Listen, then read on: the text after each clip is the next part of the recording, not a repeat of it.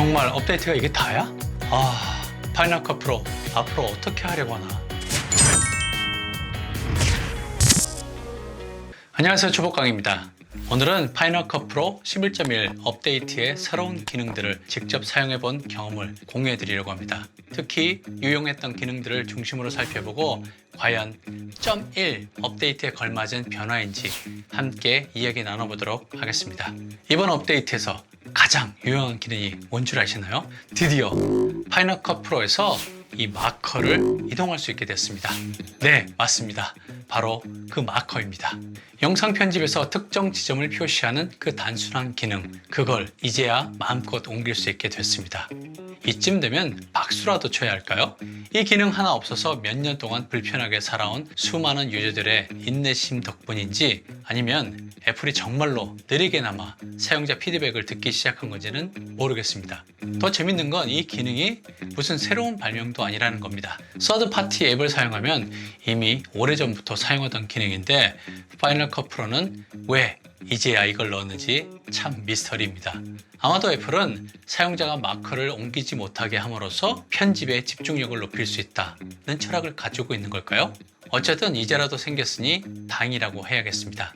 그동안은 마커를 지우고 새로 만드는 원시적인 방식으로 작업해야 했으니 이건 뭐 돌도끼 쓰다가 갑자기 전기톱 들어온 느낌입니다.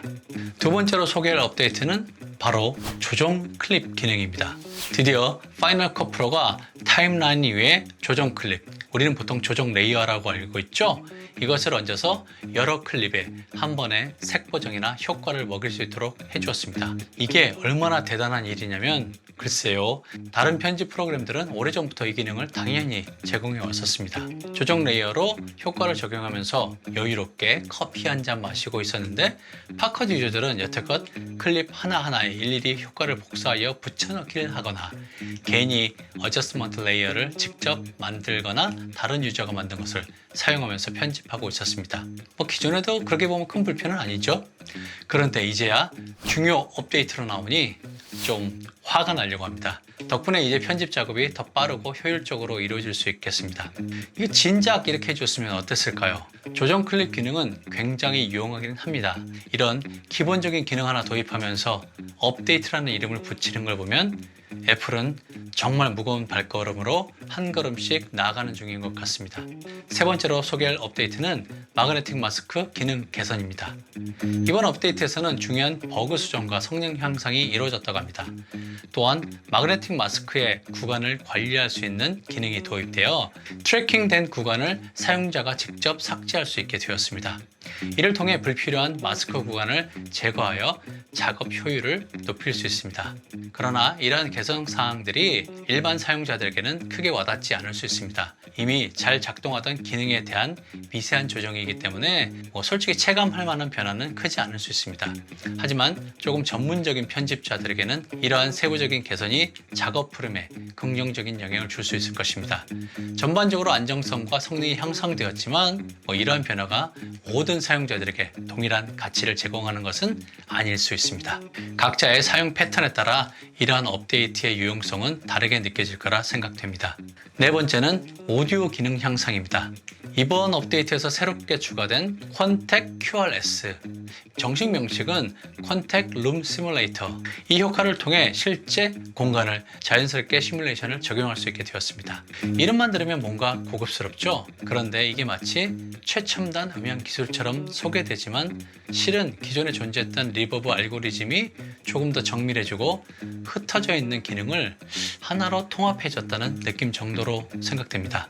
이것으로 갑자기 내 영상이 헐리우드 사운드처럼 들릴 거라는 환상은 잠시 내려놓는 게 정신 건강에 이로울지도 모릅니다. 그리고 전에도 됐는지 기억이 나지 않는데 인스펙터에서 오디오 효과의 이름을 바꿀 수 있게 되었습니다. 네, 이거 굉장히 소박한 업데이트인데 지금까지는 효과 1, 효과 2처럼 아무 의미 없이 나열되던 걸 이제 직접 나레이션, 리버브, 배경 잔향 등으로 이름을 부여 정리할 수 있습니다.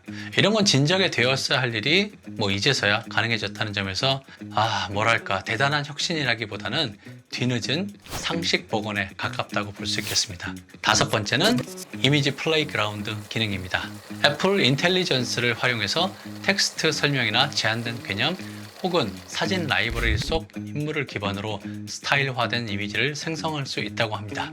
말만 들으면 우와, AI로 이미지를 만들어줘? 라고 생각할 수 있지만 현실은 좀 다릅니다. 일단 macOS 15.2 이상의 M1 칩 이상 맥 모델이 필요합니다. 여기까지는 이해할 수 있죠?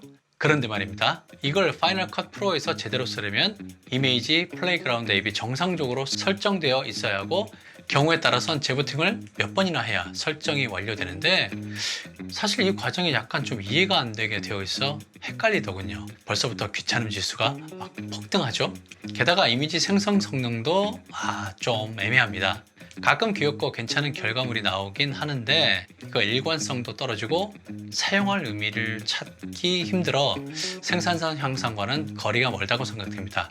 굳이 파이널 컷에서 이걸 쓰게 될 이유를 잘 모르겠습니다. 이건 진짜 애플 내부에서 우리도 뭐 생성형 AI 하나쯤 넣어야 되지 않을까? 라는 회의 끝에 억지로 끼워 넣은 기능처럼 느껴집니다. 그냥 이런 게 있구나 하고 지나갈 기능이라 생각되네요. 정리하자면 이번 파이널 컷 프로 11.1 업데이트는 정말 이게 다야? 라는 말이 절로 나오는 업데이트라고 할 수 있겠습니다. 물론 마커 이동이나 조정 클립처럼 정말 필요했던 기능들이 드디어 추가되었다는 점은 반갑습니다. 하지만 그 반가움 뒤엔 왜 이제야? 하는 쓸쓸함이 따라붙는 걸 피할 수가 없네요. 이미 경쟁 편집 툴들에선 기본 중의 기본인 기능이 이제야 새로운 업데이트라고 소개되고 있다는 사실이 현실을 더욱 무겁게 만드는 것 같습니다. 마그네틱 마스크나 오디오 향상도 비슷한 맥락입니다. 분명 개선이 되었고 전문 사용자 입장에서는 환영할 만한 변화일 거라 생각됩니다. 하지만 이게 업데이트의 하이라이트인가 싶은 아쉬움은 여전히 남습니다. 이미지 플레이그라운드는 AI 바람에 편승한 기능이긴 한데 실사용 면에서 봤을 때는 활용도가 낮아 그저 이름만 던져놓은 기능처럼 느껴집니다. 오히려 이걸 왜 만들었지? 라는 질문만 남는 상황이네요. 그리고 제가 함께 사용하고 있는 다빈치 리졸브의 발전은 요즘 정말 눈이 부십니다. 정기적인 업데이트에 정말 의미 있는 기능 개선, 빠른 대응까지 사용자들이 실제로 필요한 것이 무엇인지 고민하고 그걸 제품에 반영하는 모습이 뚜렷하게 보입니다. 그런 모습을 보고 있다 보면 이번 파이널 컷의 업데이트는 더더욱 초라하게 느껴집니다. 이런 흐름이라면 파이널 컷 프로가 앞으로도 이 편집 프로그램 시장에서 살아남을 수 있을지 진심으로 의문이 드는 수준의 업데이트였다고 솔직히 말하고 싶습니다. 결국 이번 업데이트는 기대했던 변화가 아닌 이제야 갖춰진 최소한에 가까웠습니다. 애플이 앞으로 파이널 컷 프로를 어디로 끌고 가고 싶은 건지 사용자 중심의 진짜 혁신보다는 경쟁사를 따라잡지도 못하는 업데이트만 반복되는 건 아닌지 의문이 드는 시점입니다. 이 상태라면 애플은 정말로 영상 편집 시장에서 진심이 있는 걸까요? 팝컷을 계속 메인 툴로 써야 할지 잠시 멈춰서 생각해봐야 할 때가 온 걸지도 모르겠습니다. 오늘 제가 준비한 영상은 여기까지입니다. 파이널 컷 프로 11.1 업데이트에 대한 실제 사용 경험이 여러분들의 영상 편집에 도움이 되었길 바랍니다. 다음 시간에는 더 유익한 리뷰로 찾아뵙겠습니다. 구독과 좋아요, 알림 설정 해주시면 새 영상 소식을 가장 먼저 받아보실 수 있습니다. 감사합니다.